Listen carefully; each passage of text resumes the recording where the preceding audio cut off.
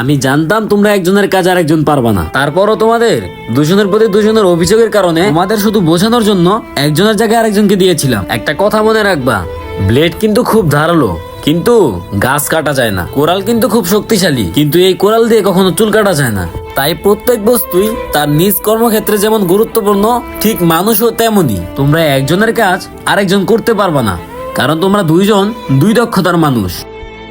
সবাই সব কাজের না, কিন্তু সবার নিজেদের জায়গায় নিজস্ব মূল্য আছে।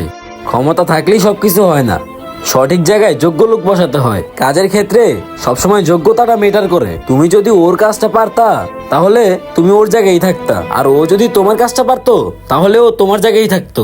জি স্যার, আমরা আমাদের ভুলটা বুঝতে পারছি। ঠিক আছে, যাও।